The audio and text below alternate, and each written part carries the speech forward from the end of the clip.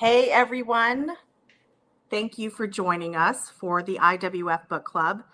Today we're going to discuss a book by Emily Oster, The Family Firm, a data-driven guide to better decision-making in the early school years. Oster is a Brown University professor of economics and a mom of two who has written two other best-selling books on parenting and pregnancy. In this latest book, Emily offers a classic business framework for parents to think more deliberately about the key issues of those early childhood years. Things like schools, health, extracurricular activities, screen time, and much more. I'm Julie Gunlock. I'm a mother of three, and I'm joined today by my colleague and friend, Kelsey Bolar, who's also a mom, and she has a second on the way. Hi, Kelsey. Hi. For the next hour, we will discuss topics including pregnancy, parenting, and of course, the dreaded COVID, on which Oster has been incredibly outspoken. Before we invite Emily on stage, I'm going to toss it to Kelsey, who can explain how the virtual platform we're using works, because you don't want me to explain that to you. Hi, everyone. I am so excited about this book event. One of my favorite authors.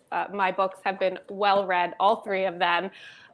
We hope that you joining us today will ask questions, participate in the chat room, or even join us on stage for video participation if we get to that later on. Very briefly, we have a chat room on the right side of your screen where you can join the discussion with other attendees and my IWF colleagues who will have a T next to their names. If you don't see the chat room, you can select the arrow in the top right corner to open that chat window. Next to the chat room tab, there is a questions tab. If you have a question for Emily, please post it in this questions tab. You can give other attendees questions bumped by hitting the up arrow. That will help Julie and I find those questions that you all want answered faster. And towards the end of our time today, we will be drawing and announcing names to win 3 signed copies of Emily's newest book.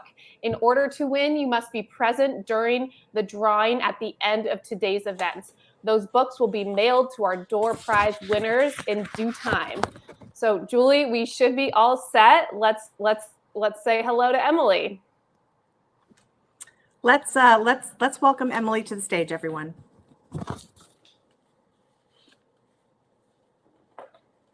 Hi. Hi, Emily. I'm so excited to be here, guys. Well, we're like fangirls over here. I'm so excited. I'm sure a lot of women greet you that way, are so excited to meet you. I've seen some of your other podcasts and events and media events, and almost always, if it's a female hosting the event, there's this sort of like, oh my gosh, it's Emily, because you've helped so many women. So we're really, sort of overcome those pregnancy fears and then extend into parenting. So it's really great to be here. Well, I'm really excited to be here. Good. I can personally thank Emily for my ability to eat Italian deli sandwiches while I'm pregnant. And are you eating one right now, Kelsey? I bought one this morning and it's in my refrigerator for later. You really should have had that as you should have been eating it on the stage. I am so grateful for that. And any friend who's pregnant, I send them your book. Well, we are really excited to talk to you about your newest book. As I mentioned in the intro, you are the author of 2 other best-selling books about pregnancy and parenting. And I've always told you that I've introduced you at another event, and I said, I've got like a chip on my shoulder because your first book came out after I'd had my last child. And so I'm always like, God, I wish I would have had it when I was going through all that. But I've actually found them to be useful as they've gotten older. And there's still questions that come up that I've told you before that I keep your books in the reference section in my little library because I still use them as I'm parenting older kids now. But let's talk about your latest book, The Family Firm. I really enjoyed this one, as I enjoy all your books, but I want to kind of talk to you about, why this is about, using business practices to run your family. Tell us why you think that matters, why you think that's an important way, and why parents might find this method easier. So I think when I sort of came to thinking about writing this next phase, sort of the book about this next phase, in some ways it feels really different to me than the younger kid phase, in part because of just the dominance of like logistics and sort of unexpected decision making. But I feel like so much of what we're kind of doing day to day is figuring out like, how are we going to fit these pieces together in a way that like at the end of the day or the end of the weekend or whatever, we're not like, oh my God, we like did too much or we didn't do enough or like, you know, or I'm mad at you. And so I think for all of those things, the sort of conflict, the dominance of logistics, the just like number of different people whose needs have to be met at the same time, and the things that come up where you're like, I never thought I would be like how are we talking? Like what? You know, I don't like how is this the decision that we have to make? Right. And I think that I realized in sort of talking to people that a lot of how people were making decisions in their household was almost, you know, at random isn't the right way to put it, but like in a sort of way that didn't give the decisions the attention they deserved, but also sometimes gave them too much attention.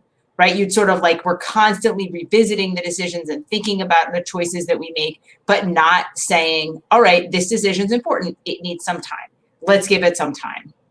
And then in our jobs, that, well, many of the people who were making some of those, doing some of that at home, then when you got to their jobs, were like, bang, bang, bang, bang, bang. Like, I got a decision. I'm going to get the information. I'm going to organize it. I'm going to make the decision. And then they get home and it would be like totally different. And I think some of the inside of the book is like, hey, you know, these are not as different. These sort of settings are not as different as you might think. And some of that kind of slightly detached, focused decision making can be really helpful.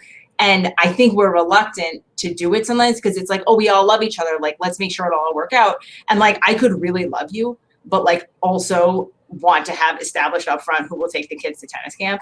You know, like that, like we can have like love and also asana tasks. And I think that's somehow there's like something in there about the book. So. Yeah, I think, and I just really quickly, I think detachment is a huge problem for parents, to be able to detach a little bit and make decisions that are best that might be difficult to make. One thing that I loved in your book, and I just want to say this to those that who might not be familiar with Emily's writing, which I can't imagine that happening, but your book is so filled with compassion. And I've said this before, you know, I think that there's, especially during COVID, there's a lot of, you know, listen to the science or listen, you know, and tisking people who might not make this decision or that decision. And I think you speak to people and to your readers with great compassion, and you're so relatable. One of my favorite things is at end of the book, you talk about how your daughter says, "Mommy freaks out a lot" or something. I thought, thank you for writing that, because I freak out all the time and I have tremendous guilt about it. But that's throughout the book. The other thing, and sorry, Kelsey, I know like you have a lot of questions too. The other thing is I laughed throughout is this right? Okay. Am I holding it up right? Yeah. I laughed throughout this book. You're very funny. And you tell all these really funny stories. So it's like, it's actually, and I've said this about your other books, it's a joy to read them. It really feels like, and I think that's why people, you know, we talked about how excited people get. You feel like you're reading a friend. And so I think that that voice is so necessary in parenting, because people are so brittle and nervous. Yeah. And I just really appreciate your voice on that. So I know Kelsey has additional questions. Well, actually, something to come off of that, you know, kind of thinking about your work in terms of current events and all the data you've been compiling on COVID. I think one reason that so many of us trust you and across the political spectrum is because you have humility to acknowledge what we don't know. And for me personally, that's been a major source of frustration from our expert class during the COVID pandemic. They will put out these very strict guidance and even mandates without even showing us the data that they were basing that decision on, or at least respecting us enough to say, look, we don't have all the answers right now. Here's what we do know, and here's why we are drawing this conclusion and asking you to do this. And I think there's been a huge degradation of public trust. And I'm curious how you view that from your perspective as somebody who, you know, does look for the data and actually takes the initiative to find that data yourself, and then how you square that with what we see from the expert class, I guess. Yeah, so I think there's sort of two really big failures in this space that have been very frustrating to me in this sort of pandemic. So one is the failure to get the data, right? That there were a lot of failures beginning like on day one in different spaces where there could have been data and there wasn't.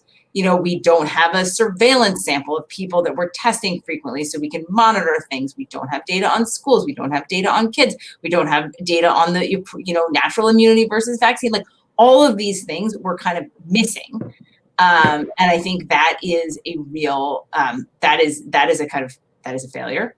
I think that the other piece, which is not the same as this, although I think it overlaps, is that the sort of public health messaging has gone so much towards wanting to say like something like do this or don't do this. Like, so early on it was like don't wear masks. Masks are useless. Nobody should wear a mask. And then, later it was like everybody should wear a mask 100% of the time. And like and then we sort of got to like, and again, it was like, okay, vaccinated people should take off their masks because they're in a titanium bubble. And then it was like, just kidding. Vaccinated people are actually just as likely to get COVID as everyone else, probably more likely. Their vaccinations and COVID's everywhere. And kind of none of those things is exactly right? So it was, and I think there's such a reluctance to say, look, based on what we know now, here is the kind of here's a sort of more moderate version of that. There's no middle of the road. It's all the messaging was designed to be kind of one or the other. And I think that part of what's so challenging about that kind of like back and forth messaging is that then people don't trust you. And then, when you say, well, we're really sure this time, we're really sure. It's like, well, you took me really sure last, you keep being really sure. Like, what do you mean? And I think if we had better data or a better ability to say why we're drawing the conclusions that we are, I think that would help people actually listen more.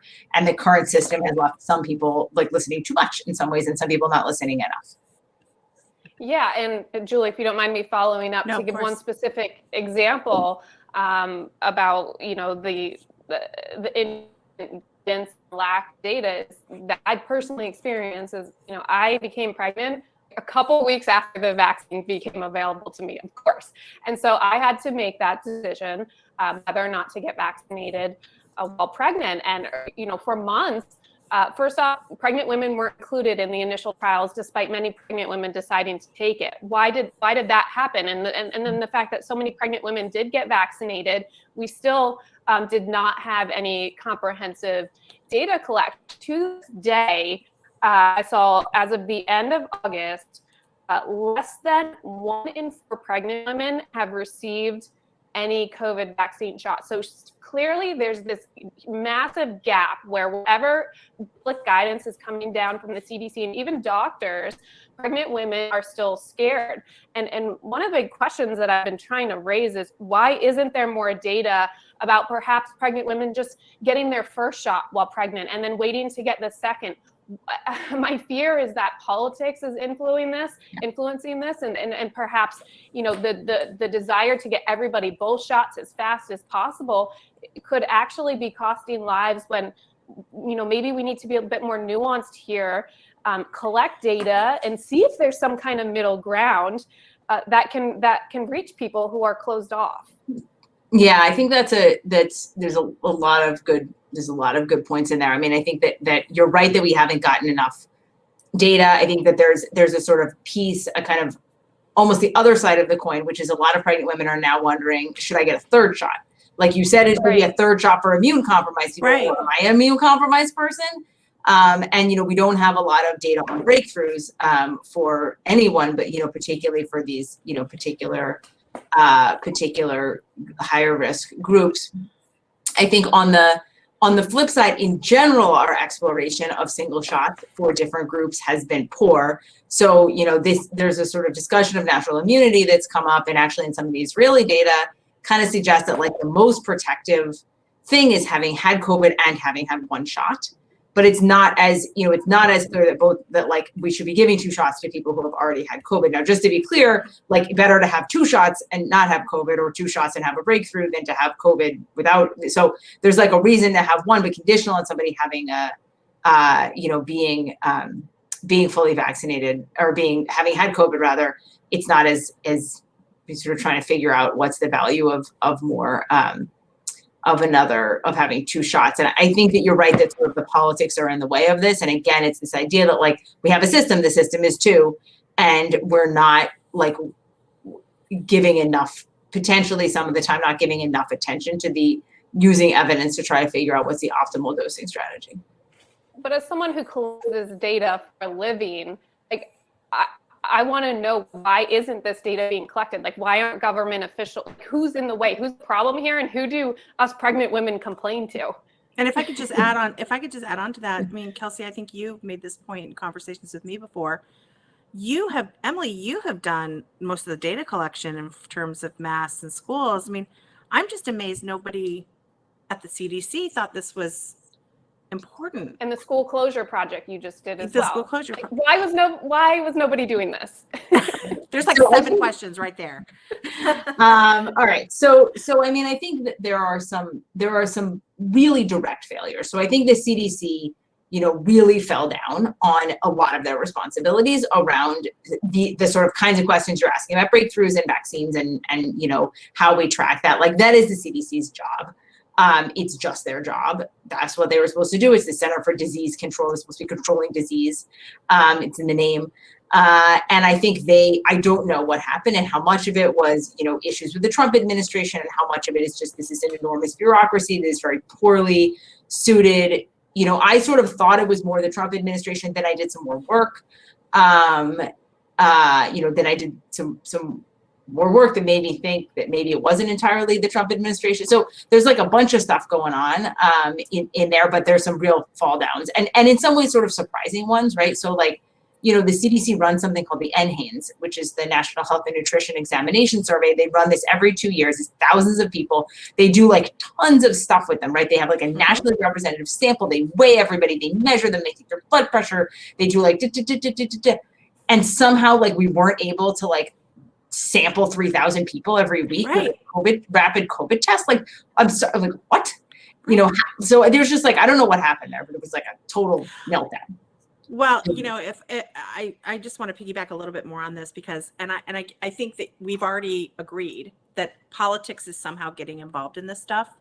And, I think for parents, and I'm shifting a little bit to the masking issue, but, there were reports, there were emails of the teachers unions emailing the CDC, and then the CDC switching their ruling. And I don't want to, I don't want to make this into a political thing, but I think that might be why you're compassionate in these books and recognize that it is legitimate that people have concerns here. And at least, for some people, it does become a partisan issue where, you're really concerned about, kids being masked. There was that video, on a, I believe it was an American Airlines flight of a 2-year-old screaming, and then the mother was escorted off the plane. I mean, it's gone a little nutty with that. And so I think, I don't know what is the solution to that. Do you think COVID will make this better? Do you think, more of a spotlight on how the CDC has behaved is better, or will they dig in? And because I don't really see a lot of things getting better. I don't disagree with that. I think that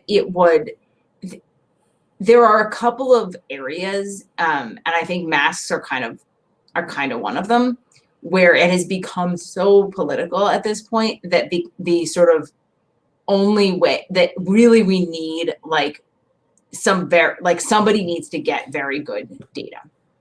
And it's not that it would be like impossible at this moment to get data on masking in schools, right? There are schools that have masks and there are schools that don't have masks. And, not every school has a mask mandate. Not every school had a mask mandate last year, but like, let's sort of say maybe Delta's different. And so like there are schools that have masks and schools that have less masks. It isn't impossible to imagine running a study in which you look at, it's not just that it's not impossible. Like, I don't think it would be that hard. But that is such a political issue that I don't think anybody even wants to like to say that they're studying it, because to say that you're sort of in some spaces, right? So I'm not sure the CDC even wants to say they're studying it, because it would imply that they think it's possible that, you know, that like masks are not the most important thing on the planet Earth. And so, you know, I think that that's like, and I, you know, I think you and I, Julie, I think probably don't agree on this, but I actually think we should be masking kids in schools now. In part because I think that it loosens quarantine requirements, and I'm like a little bit of a single issue voter on like making sure kids are physically at school as much as possible. And the way the CDC has written their quarantine rules, they're lighter for kids who are masked. Now that's always how they're implemented. So this is a sort of complicated space at the moment. Yeah, I kind of suspected. I mean, I think that, you know, reading your Twitter feed, which, boy, we should talk to you about that. A lot, yeah. Don't read the comments. It's good lesson. I think Kelsey's going to ask you about that. But you know, it's a very fraught issue, and I get that. And I think I've sort of thought, you know what, she really wants those schools opened, and whatever it takes to get the schools open. But I think you've also recognized that there's some downsides to masking, significant downsides to masking. And that is one thing. I mean, Kelsey sort of mentioned your humility. I mean, it's like, sometimes you talk to people who are pro-masking and they won't accept that there's any downsides to masking. And that's really frustrating, I think, for parents who see kids that are frustrated. You know, my kid's waiting to get inside the school. It's 95 degrees outside, and he's sitting there with a mask on, you know. And so I you know, Kelsey, you may have an additional question on the masking issue, but. Well, I guess, you know, as a parent of a 2-year-old, my daughter literally just turned 2. I cannot imagine putting a mask on her face. That seems inhumane. And I just saw that video of an asthmatic 2-year-old being forced to wear a mask on an airplane. And it really just, it concerned me. And I fear there's no room for nuance in a lot of these guidelines. And I don't know any other country in the world that's asking 2-year-olds to wear masks. Like, since when do we ask our most vulnerable to make these big sacrifices? But I do understand there's disagreement. I certainly have friends with young children who are in daycare who feel better if all the children are masked. And I guess perhaps one of the solutions here that we could talk about, I'm going to skip ahead to one of my questions, but is school choice. In your book, I love the section where you covered the data on school choice. And, you know, I do see that as perhaps a solution. I hate the idea of like society fragmenting into our different corners, the masked parents and the unmasked parents, and, you know, critical race theory and not. But, you know, at the end of the day, you know, the data does support school choice. And so I was curious how you navigate the data and the politics of some of these issues that cannot be easy as a Brown professor. Yeah, I mean, I think the sort of school choice piece of the book, I think is, you know, is a complicated one. And so, you know, when you write about like charter, you know, in some ways I would think I was more prepared after the last year to kind of like write. So, you know, there's stuff in the book about charter schools and basically how outcomes, you know, particularly in lower performing school districts, charter schools tend to perform better. The kids tend to perform better on, you know, by some metrics, the metrics like testing and performance and reading and math and so on. And, you know, that literature, the academic literature on that is pretty clear. The sort of politics of that are also very fraught along a lot of the same lines that sort of the school reopening debate was last year. And so I think I was like more prepared than I might have been for some of, you know, for some of that. But I think that it's like another place, I don't know, where politics ends up sort of taking center stage. And there's a sort of tribal signaling. And I think this has happened with the masks too a bit, that being for or against has become something that is like aligns you with a group.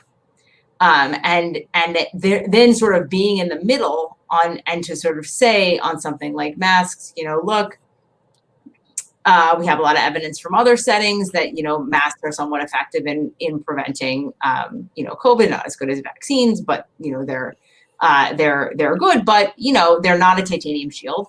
And I think that it's important to remember that like if your kid wears a mask to school, it doesn't guarantee they won't ever get COVID, and it also it isn't but it's also probably not that big a deal for older kids to do this some of the time. For many older kids it's been fine. For some older kids it's hard. Like there's a lot of nuance here, and we've sort of gotten into a place where like nuance is a nuance free zone.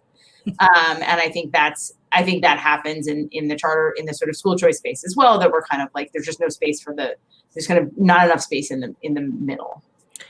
And I know you're trying to make it, and Julie, I'm going to let you ask your next question, but I just want to remind our audience that Julie and I are monitoring the questions in the questions tab. In just a few minutes, we're going to start getting to some of your questions.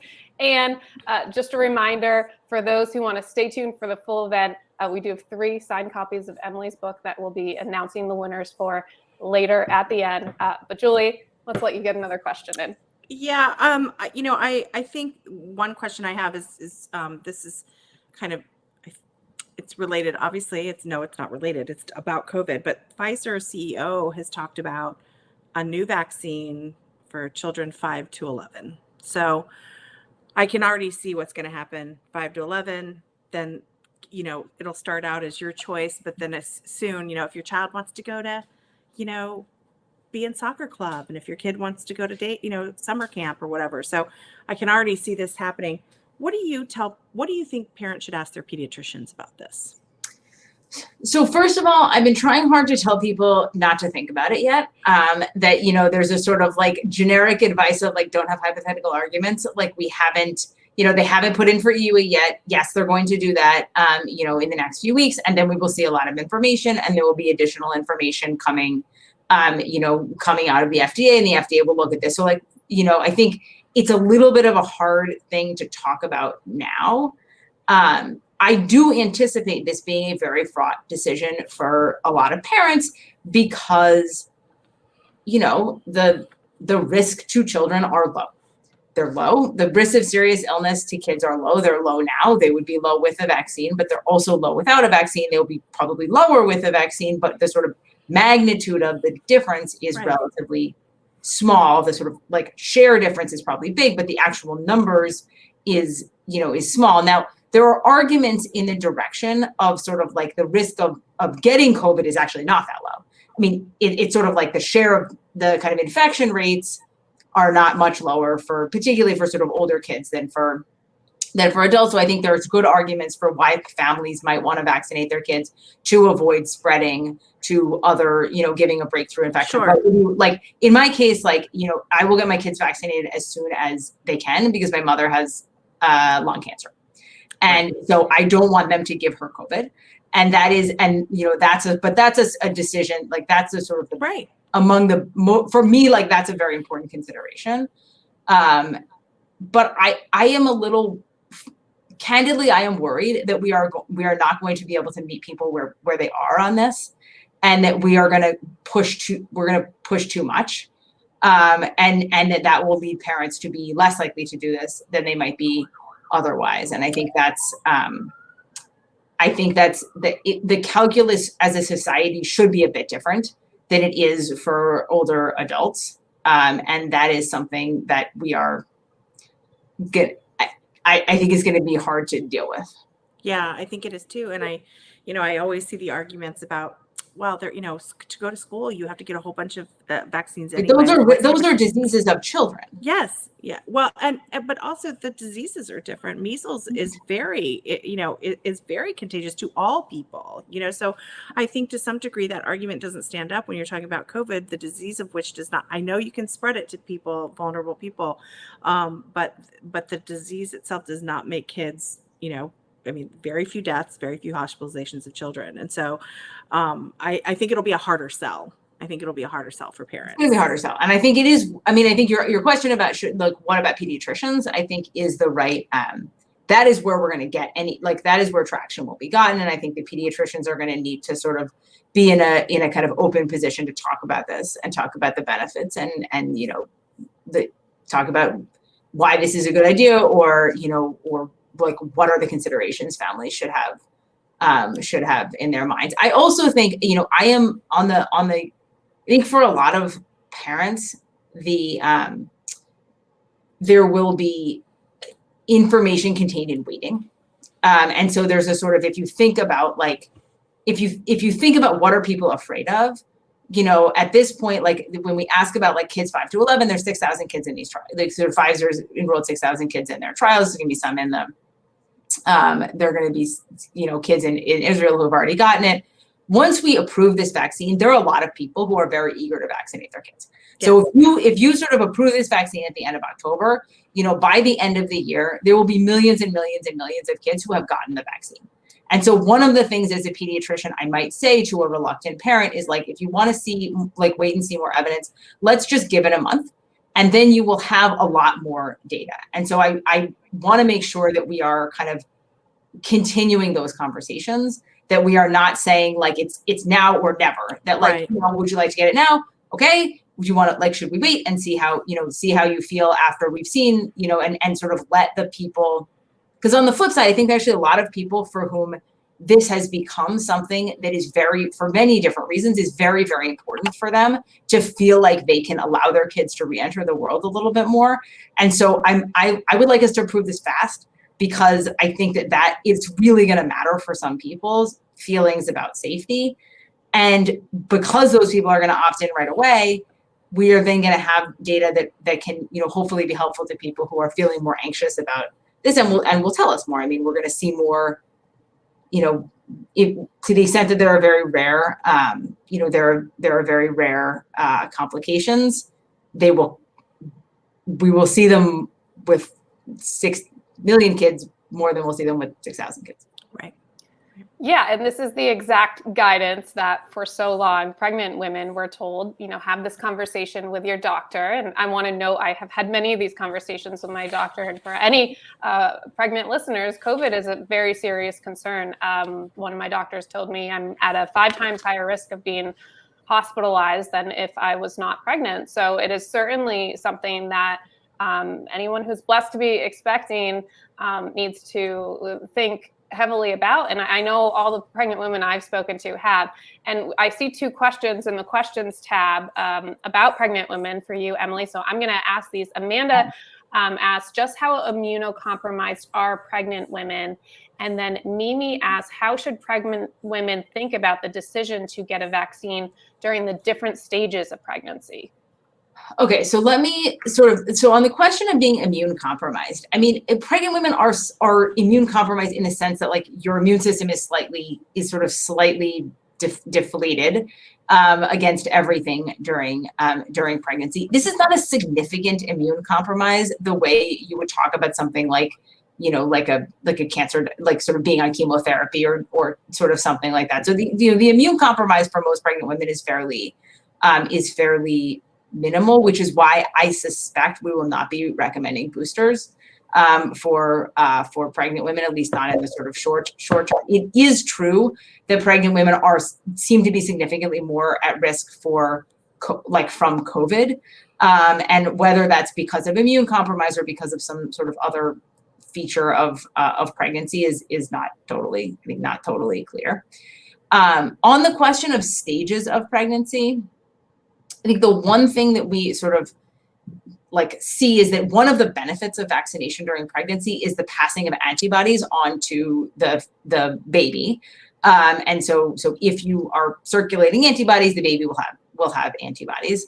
Because of the shelf life, like the blood shelf life of antibodies, that is an argument for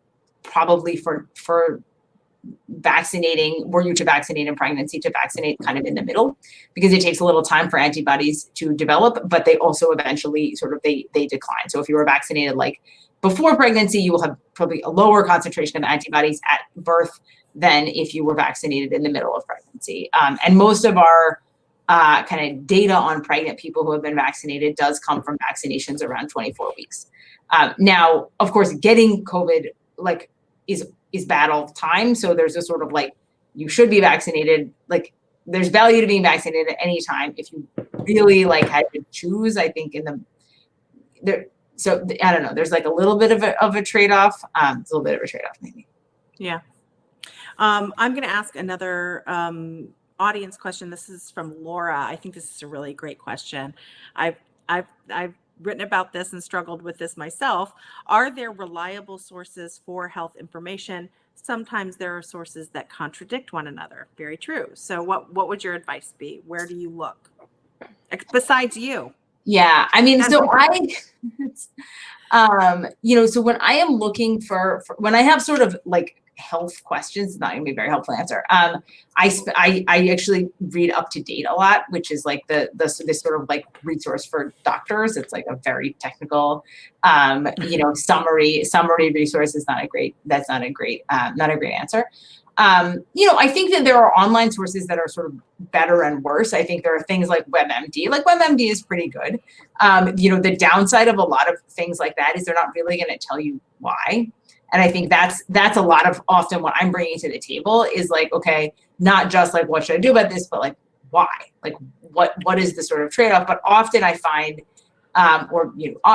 very, very frequently I'll find that like the sort of answer you would get from some kind of respected site like WebMD or the American Cancer Society or usually the AAP, they're a little more complicated. Yeah. It's basically kind of about the right answer, and it just kind of lacks the why. I think the place to not look is like the sort of like people say, like Reddit forums. Like the person this morning, I do these like Instagram Q&As, and this morning somebody asked me, like, I heard that grapes are dangerous in pregnancy. Oh dear. Like, I don't know what source you're getting. Like, that's not whatever source Yeah. that was never visited again, because that's not a thing. Grapes Well, are especially if you don't chew them. You right. I mean, yeah, yes, you could sort of swallow. I Yeah, think they're dangerous for dogs, aren't they? grapes are dangerous for Fair. babies and for like small children and dogs. I don't know if I don't actually know about dogs. But it's Don't funny. quote me on It's that funny. dog. It's funny. Like they're considered dangerous for small children because of their shape and they're Right. the size of the throat, which is, I feel like cut it up anyway. But Yeah, cut it up your grapes. You should chew them and because cut them. at one point I actually wrote, I can't believe I actually wrote about this, but they were calling for like warning labels on grapes, and I'm like, You know what's really dangerous is hot dogs. That's like They the main are, thing kids but again, choke on is hot dogs. right? But they want like warning labels and everything. I'm like, where's And common grapes? sense? Kind of like just like cut it up, right? Anyway, it's nice to actually touch on an issue that isn't COVID. Emily. Yeah, that was a great, nice like little grapes. moment. There are different Yeah. things you could choke on. That was a nice moment. Well, I want to mention to the Kelsey. audience, we have a few more minutes with Emily. So if you have more questions, please write them into the questions tab. We are monitoring very closely. But I selfishly want to ask what I think is a very important question to Emily. And that is about the fact that data can offend people. And, I know this firsthand. I think I appreciate and agree with like 99% of your work, but once in a while your data you'll reach a conclusion that I don't necessarily agree with, and it can be frustrating. But I hope I'm not one of those people who join in the Twitter mobs to pile on. But you dealt with that. I really think it'd be great to do this. Yeah, that's right. And for those who don't know, Emily has done a lot of work on reopening schools. Yes. She's advocated for that, and now you just this week launched a huge new project. Feel free to mention that so everybody can go learn more. But I want to ask, what having experienced some of like cancel culture and Twitter mob yourself, what is your advice to encourage more independent thinking, especially on a college campus where we know we need more of that? Yeah, I mean, I think it's this is something I really struggle because I don't like to be yelled at on Twitter, and I think that there are moments of sort of exhaustion where you kind of just like want to just be like like I'll just say you like you almost just want to give up or just I don't know like make it and I think that there is.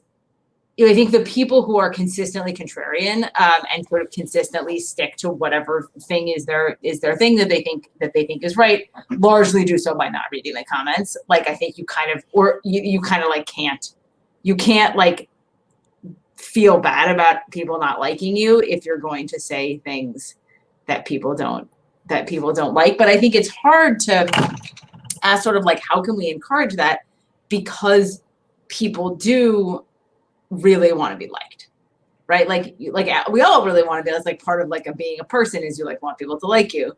And I think that, mediums like Twitter are particularly challenging for this because there's so much kind of like sort of ganging up and group thinking for both sides. I mean, from both the left and the left and the right, and so much of this like kind of tribal signaling that like if we've all decided this is something that's like bad, and we're all gonna like be on this team of badness.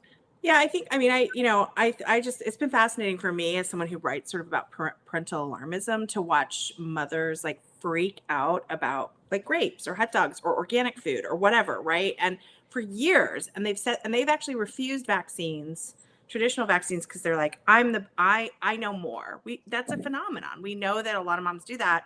But then to see on the reverse the shaming going on of other moms who maybe really don't want to mask their children, and they are, and at a community, they're not on Twitter, but like in a community level, I've seen this in my community, because pretty much everybody wants to mask in this community, and so if you don't, it's really, and so it's kind of interesting to watch that phenomenon flip, that we were supposed to say, moms know everything, and now that isn't the standard. And I don't actually think that is a good standard, but it's been kind of interesting to watch how these trends, especially in parenting, how they've changed. I do want to get to one more audience question.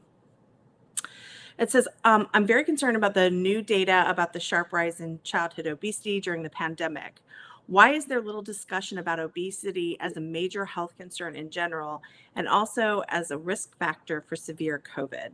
That's from Kate. Yeah, I think I think that is an extremely interesting question. So I think, one, and let me actually make a plug for the Data Hub here. So the sort of big project that we just launched yesterday is a kind of intended to be a sort of as comprehensive as possible, a database on school closures and schooling mode over the course of the pandemic.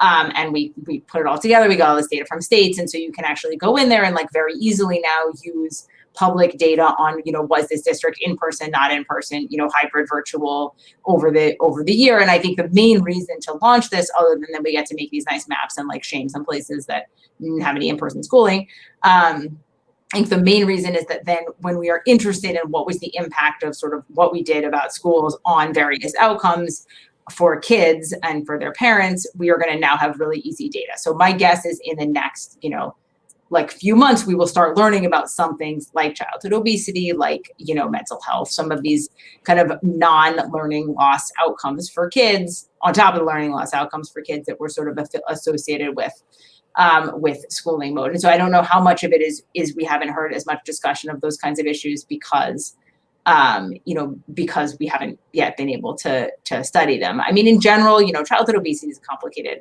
Obesity in general is a sort of complicated question because it has this feature of like, it's a cutoff, but actually like really there's a lot more to health than this sort of like one number. And we want to be a little bit careful about how we sort of treat those kind of numbers. But I think the question is reflective of a much broader thing here, which is like, there's a lot of bad stuff that happened as a result of last year, the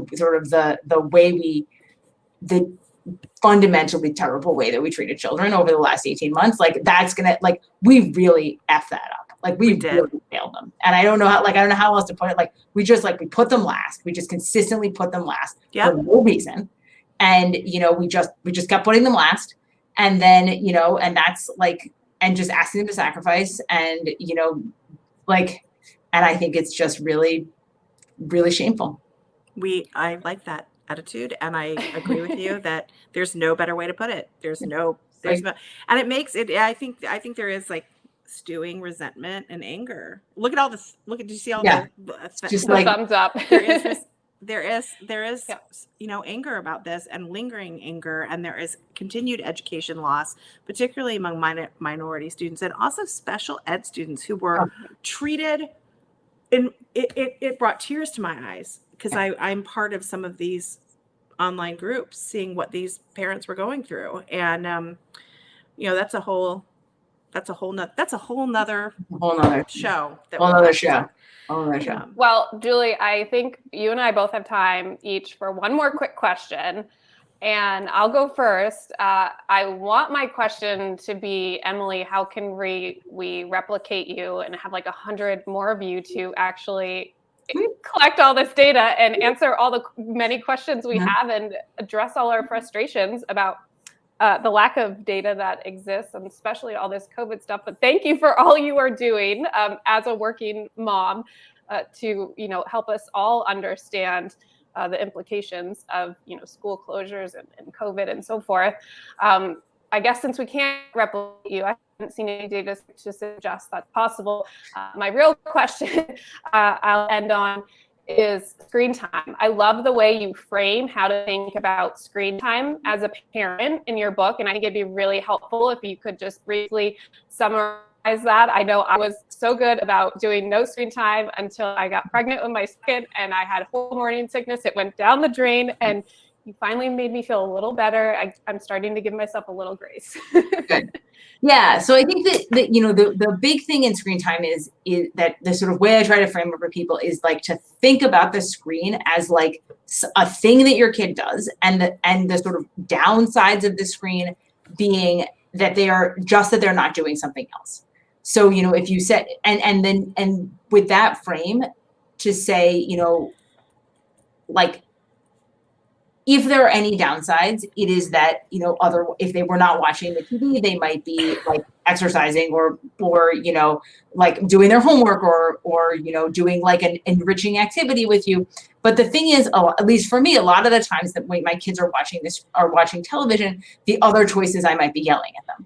Or That's at least, exactly right. like ignoring them, or they might be hitting each other with sticks or whatever. Like, we have very consistent screen time in my house because there's a time in the day, which is like before dinner, when everyone is better off if what my kids are doing is watching television rather than doing something else, which would be a less good thing. And I think people often think about screen time as like screen time is bad, or it's like, and like as little of it as possible. And I think that's not right. Like, screen time is not inherently bad.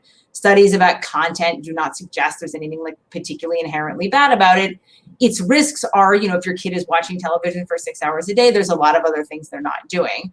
And so when you think about screen time, it's appropriate to think about, where does this fit in, and, where is a good sort of a good time for this, but not to think that like the best thing is if they do none of it.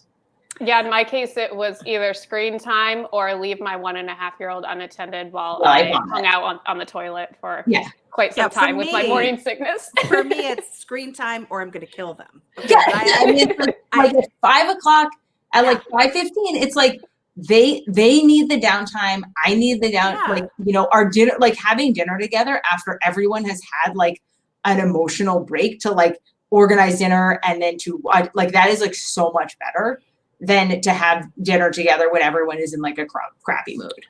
I will just quickly say, during COVID, I have mine were, I had a 5th grader, he's now in 6th. And then I have 2 teens, which is so weird to say. I know you guys are not there yet. It's super weird to say.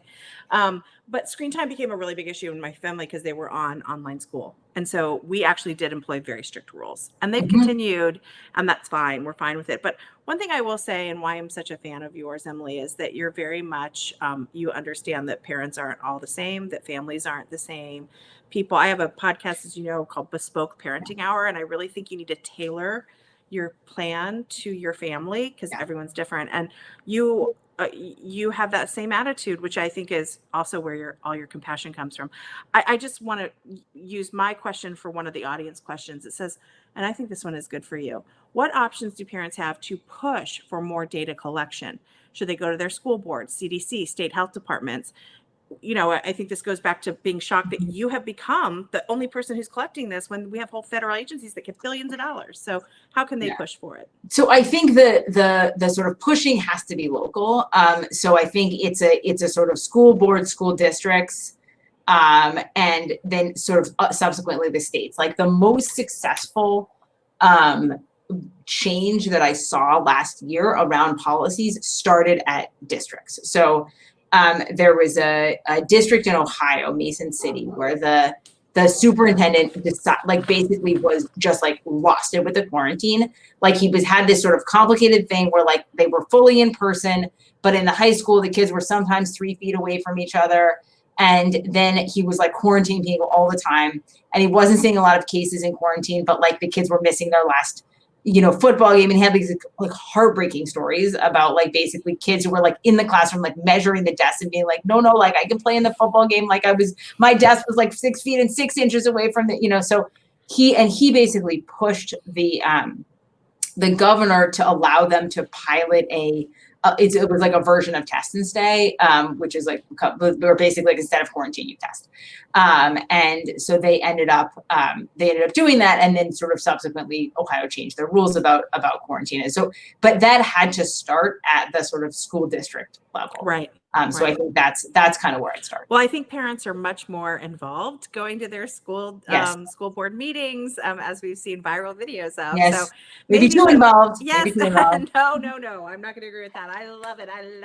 But I will tell you, maybe in some ways, parents. I think there are parents who didn't even know there's a school board. I think there's like this whole awakening now, and so perhaps we will get more of that pushing. And you've certainly been an inspiration for getting that data in. So thank you. Thank you. Thanks for having me, guys. Yes, out of respect for your time, we're going to let you go. But we're going to ask all our audience members to stay on for just a few more minutes. We're going to announce who we're going to be sending those signed copies to. But first, Emily, out of respect for your time, we know you have a lot to do. Thank you so much. Thank it was you such guys an so honor. much. Thank you, Emily. Right, great to see you. All right, guys. Well, thank you for staying tuned to this event. Let me share right now the 3 names who will be getting this signed copy of her new book. It's right behind me. So good, just as good as the last 2 if you read them. Maria Cahill. Sorry, I'm horrible. Cahill, I think. Cahill. Amanda Dube. And Tamara Thorne. I'm so sorry. I probably pronounced all your names wrong, but you are all getting a signed copy of Emily's book. Okay, that was Julie. What did you think? I love Emily. I've always been a big fan of hers. It's funny. Part of the research for this event, we looked back at some of the writing that we've done at IWF featuring her work. And I wrote my first piece about her in 2013, and just had mentioned her book and how much I appreciated her work. And I'm a complete devotee of Emily's writing and work. And I really, I write on similar things, but I'm not, I'm not a statistician. I'm not an economist. And some of the data things are very hard to analyze, very difficult, very meaty issues. And so I really appreciate all the data. And as she said in her conversation with us, she doesn't just say, this is how you should do it. She tells you why. And she gives you the evidence and the data. And I think ultimately that's why she is so respectful to parents, because she trusts parents to make the best decision for their children and for their families. And again, it might not be, I may not make the same decision you make. You may not make the decisions I make. But ultimately we're doing what's best for our kids. And she seems to really have a sense of that. And again, I've always appreciated her compassion and the way she approaches these issues, very difficult issues. Right, exactly. That's the beauty of our whole approach. She doesn't tell us how to parent. She equips us with the data for us to make those informed parenting decisions for ourselves. For example, she didn't, in her book, on Expecting Better, say pregnant women go out and eat a bunch of Italian sandwiches, but she gave us the data to tell us that there's a very low risk of you getting sick from eating your Italian sandwiches. And so if you want to go eat them, go eat them. It's that kind of approach, which is amazing. Yeah, I think I missed that. I was excited to eat a lot of Italian sandwiches, drink a lot of wine. No, I'm kidding. You're right though. She does put it all in perspective and lets you make the best decision. Yes. Well, our next IWF Reads event is coming up on October 14th, featuring an author chat with Naomi Shafer Riley on her new book, No Way to Treat a Child: How the Foster Care System, Family Courts, and Radical Activists Are Wrecking Young Lives. So stay tuned to our website, iwf.org, in the coming week or so to register for that event. We certainly hope you enjoyed this one and really appreciate you joining us for our hashtag IWF Reads Book Club event. If you have any feedback, please send us a note in our Facebook group or shoot us an email at info@iwf.org. We'd love to hear from you. Before we sign off, Julie, I'd love to turn it over to you one last time for you to share a bit more about Independent Women's Forum and Independent Women's Network. That's right. Okay, so there's a lot of names that I don't recognize on the guest list, so I just want to take 15 seconds to introduce you to the Independent Women's Forum. We are dedicated to developing and advancing policies that aren't just well-intentioned, but actually enhance people's freedom, choices, and well-being. We'd love to have you more involved in IWF, so please visit our website at iwf.org and sign up to receive newsletters and see all the content that we post there. I will also tell you that we just launched a new online platform called the Independent Women's Network. You might have heard me referring to, people who have different opinions. Sometimes they get slammed. Kelsey mentioned cancel culture. There's a lot of intimidation out there. People don't feel sort of free to speak their minds or even ask questions these days. So if you feel that way, join this new network. It's www.iwnetwork.com, and we have a coupon code. It is a members only. There's a small fee, $5 a month. Makes it a safe space. Yes, well, I don't like to say safe space because that is not a term I use, but I like to say we encourage free conversation, active debates. We really want people to grapple with tough issues that are out there, and there are tough issues out there. So the special coupon code is Book Club 50. Put that in, you get a 50% off of the price. So I hope that you will join us at the Independent Women's Network. It's a very fun group of women, and there's a lot of great voices on that platform. Well, thank you all for joining us. This was so much fun. I hope you all are as big of fangirls as Emily Oster, as Julie and I were. That was a special treat getting to hear from her firsthand. Thank you to all of our IWF team colleagues who helped put this event together. We are so grateful, and we're grateful to each of you for joining us. Have a great day.